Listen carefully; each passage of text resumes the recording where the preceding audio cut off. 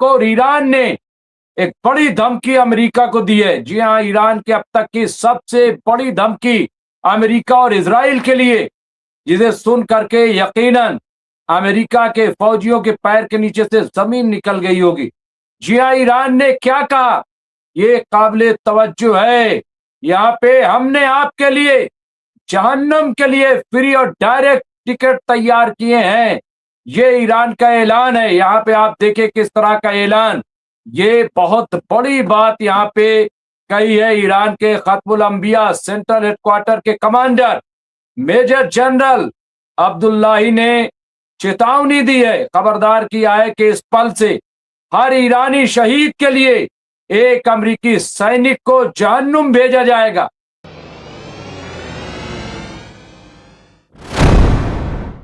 ये आप देखिए, ये अब तक की सबसे बड़ी धमकी, और ये तहरीरी तौर पे बाकायदा ये धमकी दी गई। और ये धमकी कोई मामूली धमकी नहीं है, बल्कि बड़ी धमकी। एक तरफ जहां आप देखिए जो चीफ इस वक्त है, जी हां, जब मैं कह रहा हूं सुप्रीम लीडर की बात कर रहा हूं, सुप्रीम लीडर ने क्या कहा कि आयतुल्लाह सैयद अली खामनेई की शहादत का बदला लिया जाएगा। ये बिल्कुल उन्होंने खुलकर कहा। और उसके बाद से अमेरिका के अंदर और खास तौर से डोनाल्ड ट्रंप में जो हरकत और हरारत है, जो खौफ है, वो काबिले दीद, काबिले तवज्जो है, और इसीलिए बौखलाहट है। लेकिन ईरान ने जो कहा है वो काबिले तवज्जो है। ईरान ने जो कहा है उसको मुझे ऐसा लगता है कि बहुत हल्के में नहीं लेना चाहिए, क्योंकि ईरान का ये ऐलान, बस दो एक अपडेट के बाद ज्यादा देर तक हायल नहीं रहूंगा। मेहमान आपकी खिदमत में पेश करूंगा। आ चुके हैं हमारे साथ प्रोफेसर सैयद हुज्जत रजा साहब और फिरोज बख्त साहब भी हाजिर हो रहे हैं। मैं बहुत ज्यादा नहीं, लेकिन एक दो अपडेट, क्योंकि दूसरी अपडेट ये है, IRGC ने कुवैत में अमेरिका बेस और बहरीन में अमेजन डेटा सेंटर पर हमला किया है। ये बड़ा हमला, लोगों को अमेरिकी ठिकानों से दूर रहने की चेतावनी दी है। आवाम से कहा है कि कोई भी अमेरिकी ठिकाने के पास नहीं रहेगा, बल्कि वहां से दूर हो जाए, क्योंकि हम किसी भी अमेरिकी बेस को छोड़ेंगे नहीं, बल्कि सबको सबक सिखाएंगे। जी हाँ, ये बहुत बड़ी चेतावनी IRGC की तरफ से दी गई है। इसे मामूली न समझा जाए, मैं फिर कह रहा हूं। और ये एग्रेशन, जी हां, ईरान में पहली बार दिखाई दे रहा है। ये क्यों है, किस लिए, बताने की जरूरत नहीं है, क्योंकि जिस तरह का नुकसान अमेरिका ईरान का कर रहा है, करना चाहता है, धमकी दे रहा है, हर रोज ईरान को तबाह कर देंगे, बड़ा हमला करेंगे, ये करेंगे, वो करेंगे, लेकिन ईरान बेसिस को तबाह कर रहा है। इसके अलावा एक और बड़ी खबर, ईरान के IRGC ने ऐलान किया है कि ऑपरेशन नस्र-2 के 27वें दौर में उन्होंने जॉर्डन के अल अजराक में अमेरिकी बेस पर जबरदस्त हमला किया, जिससे कई लड़ाकू विमानों को भारी नुकसान हुआ है। जी हां, जंगी तैयारे को भारी नुकसान हुआ है, और अमेरिकी फौजियों की बैरकों पर हमले से कई फौजी मारे गए हैं और जख्मी हुए, यह दावा किया IRGC ने।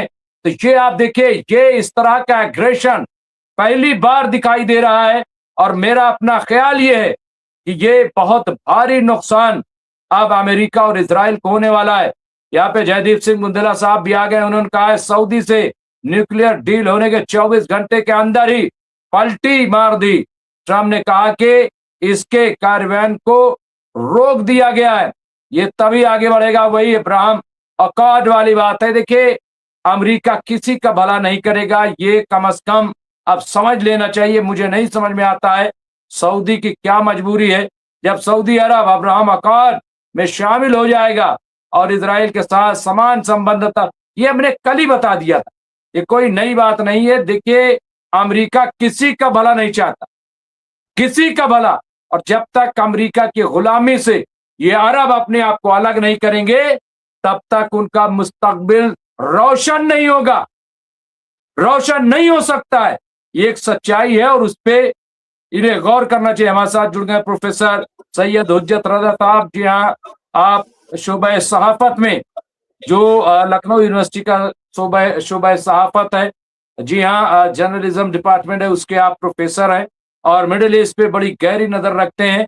और अक्सर आपने सुना है एमएमसी पे भी, और ये अपने जो इनका सोशल मीडिया अकाउंट है हुज्जत रजा साहब का, उस पे ये अपडेट करते रहते हैं। इससे इनकी दिलचस्पी और नई नई चीजें लेकर के आते हैं। मैं बार बार रिकमेंड करता हूं कि आप जरूर हुज्जत रजा साहब को सुने।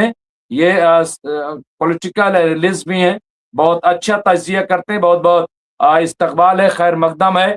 तो सबसे पहले हुज्जत रजा साहब क्या अपडेट हमें दे रहे हैं, किस तरह का अपडेट इस वक्त सामने हुज्जत रजा साहब, और उसके बाद फिर मैं तजिए पे आऊंगा क्योंकि खबरें कई बड़ी हैं। जी, बहुत शुक्रिया मुमताज साहब। अपडेट अब तक आज की जो सबसे बड़ी अपडेट अभी थोड़ी देर पहले तक है वो ये है कि एक बड़ी जंग की तैयारी अब शुरू हो चुकी है। अमेरिका ने जिस तरह से हमले किए हैं, जिस तरह से अमेरिका धमकियां दे रहा है, खुद ईरानी सर्कल्स में भी ये बात आ रही है कि अब एक नए फेज में वो एंटर करने जा रहे हैं, एक नए तरीके की जंग होने जा रही है। अगर आप पिछले कुछ दिनों के एनालिसिस को देखिए या न्यूज को देखिए तो किस तरह से जो वेस्टर्न एलाइज थे, यानी यूरोप था, यूके था, जो अभी तक पीछे से अमेरिका की मदद कर रहे थे, अब वो धीरे धीरे फ्रंट में आना शुरू हो गए। यानी आज अगर आज का एग्जाम्पल लीजिए तो यूएस ने ईरान के 9 लोगों पे सैंक्शंस लगाए थे, और इसी के साथ साथ यूरोपियन यूनियन ने भी आज ईरान के 6 लोगों पे सैंक्शंस लगाए हैं। तो कहीं ना कहीं अब जो अभी तक इनसे कटे हुए थे एलाइज, अब वो भी सामने आने लगे हैं। यानी इससे ये साफ है कि अमेरिका ये जंग हार रहा था, और इस वेस्टर्न वर्ल्ड की हार को बचाने के लिए, मुंह छुपाने के लिए अब इस जंग को और तेज किया जा रहा है। यानी ट्रंप अब हर हद पार करने के लिए तैयार है, और उसी तरफ से ईरान ने भी कहा है कि हम हर तरह की जंग लड़ने के लिए अब तैयार हैं। तो ये जो दोनों चीजें चल रही हैं ये बहुत इंटरेस्टिंग होने वाली है। इसके साथ साथ जो अभी आपने भी जिक्र किया कि सऊदी की जो न्यूक्लियर डील को लेकर बात हो रही थी, देखिए सऊदी के पहले के स्टेटमेंट्स ऐसे हैं जिसको लेकर अगर देखें तो ये डील तो किसी तरह होती दिखाई नहीं देती है। सऊदी कहता है कि जब तक फिलिस्तीन के राइट्स उनको नहीं मिलते हैं, टू स्टेट सोल्यूशन नहीं होता है, तब तक हम किसी तरह की डील इसराइल के साथ नहीं कर सकते। और हाल ही में नेतन्याहू गवर्नमेंट के कई मिनिस्टर्स ने और खुद नेतन्याहू ने भी ये कहा है कि हम किसी भी टू स्टेट सोल्यूशन के लिए तैयार नहीं है। तो ये डेडलॉक है और ये रहेगा। उधर सऊदी बाबल मंदब में भी परेशान है क्योंकि यमन ने अब अपनी कार्रवाइयां तेज कर दी हैं। यमन ये कह रहा है सऊदी से कि तुम अपना ब्लॉकेड हटाओ, नहीं तो हम अपना ब्लॉकेड लगा देंगे। अभी बाबल मंदब से हर तरह के शिप जा सकते हैं सिवाय 2 देशों के शिप के, इजराइल और सऊदी के शिप। इन दोनों के अलावा हर कोई स्विस कैनाल या बाबल मंदब का इस्तेमाल कर सकता है, जो यमन का एक तरह से यमन का जो स्ट्रेट ऑफ हॉर्मूज है वो बाबल मंदब। तो यमन भी तेजी से सामने आ गया है। यमन भी ये दिखा रहा है कि हम अब पीछे नहीं हटेंगे। अब बात एक्सिस ऑफ रेजिस्टेंस की है। एक्सिस ऑफ रेजिस्टेंस यानी जिसमें ईरान है, यमन है, लबनान है, इराक है और आपका हमास है। तो इन सब पे अब जब वक्त आया है तो ये लोग अब एक साथ खड़े हैं और हर तरह से अमेरिका को जवाब देने के लिए तैयार है। एक जगह स्टेटमेंट आया था, उसको अभी हम फिर से वेरीफाई कर रहे हैं। ईरान ने कुछ इस तरह का स्टेटमेंट दिया है कि आप हमारा एक सिविलियन मारेंगे, उसके बदले हम एक सोल्जर आपका मारेंगे। अब वो जो इक्वेशन थी कि रिस्ट्रेंट होता था, ये सब होता था, अब ईरान पूरी तरह से फुल फोर्स के साथ इस जंग को लड़ने के लिए तैयार है। हालांकि अभी भी ईरान कोशिश कर रहा है कि ये जंग जो है थोड़ी और टले, क्योंकि अरबईन का मौका है। लाखों करोड़ों लोग इराक पहुंच चुके हैं, पहुंच रहे हैं, तो उनकी भी सेफ्टी ईरान देख रहा है। लेकिन अरब देशों को उसने एक साफ मैसेज भेजा है कि अगर आप बेसिस नहीं हटाएंगे तो फिर मसले आपके साथ बहुत खराब होने वाले हैं। जी मुमताज भाई। बिल्कुल सही कह रहे हैं, और ये तमाम सूरत हाल है। कुछ इंपॉर्टेंट अपडेट्स आई हैं, मैं उससे पहले कर देता हूं। यहाँ पे जयदीप सिंह बुंदेला साहब ने लिखा है कि एक ओमानी डेलीगेशन हुर्मुज से ट्रैफिक के मैकेनिज्म को मैनेज करने के लिए तेहरान पहुंचा है। और दूसरी बड़ी खबर है कि आप देखिए जब जंग हो रही है तो रूस और ईरान के दरमियान एक बड़ी मीटिंग मुनक्किद की गई है और यही आज हमने थंबनेल बनाया है। तो हमारे एक साथी जो है, हालांकि उनकी बात का क्या जवाब दिया जाए, लेकिन फिर भी वो कह रहे हैं कि आपको थंबनेल जो है उस सपने में आते हैं क्या। हमारे साथी जो हैं, क्या बोलते हैं, सूर्यवंशी जी, उन्होंने लिखा है, लेकिन चूंकि वो रोज आते हैं, पाबंदी से आते हैं, तो मैं उनको एक तस्वीर दिखाता हूं और फिर मैं उन्हें बताता हूं। और ये मिडिल ईस्ट मॉनिटर की तस्वीर है, ताकि उन्हें ये लग जाए कि सपने में नहीं आते हैं, ये न्यूज में आते हैं। ये सूर्यवंशी जी आप देख लीजिए यहाँ पे, और ये हेडिंग भी आप देख लीजिएगा। ये रशियन, ये देखिए आप देख रहे हैं ना, Russian Iranian foreign ministers discuss rising tension in Gulf region. तो सपने में नहीं आते भाई मेरे। मैं देख करके और सोच समझ करके खबर करता हूं और उसे पेश करता हूं। तो ये इल्जाम कम से कम मुझे लगा कि आपको बता दूं कि सपने में कुछ नहीं आता है। और हमारे यहाँ जितने व्यूअर हैं, जो कुछ भी यहाँ पे देते हैं, वो भी सपने का नहीं देते हैं, बल्कि सॉलिड देते हैं। Solid, solid. और वैसे भी सपना देखना कोई बुरी बात तो नहीं है। ख्वाब की कैद में रहते हैं इस उम्मीद में लोग।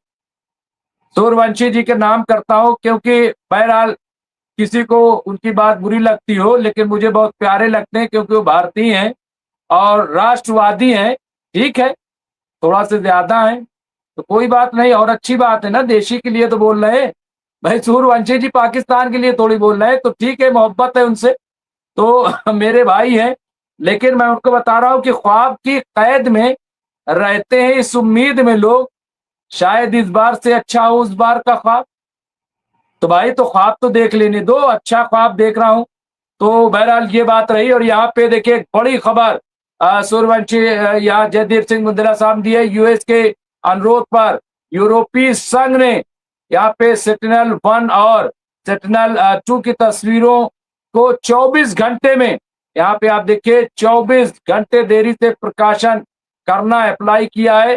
साथ ही रेजोल्यूशन हाई के बजाय लो रेजोल्यूशन किया जा रहा है। तो ये आप देखिए, मुझे लगता है कि यूएस अपनी बर्बादी छिपाने के लिए यूरोपीय देशों से ऐसा अनुरोध किया होगा। यहाँ यूएस ने अपने नागरिकों के लिए मिडिल ईस्ट के वार्निंग जारी कर दी है। जी हाँ, ये आप देखिए, ये इसका मतलब ये है कि एक बड़ी जंग जो है वो दाने पर खड़ी हुई है।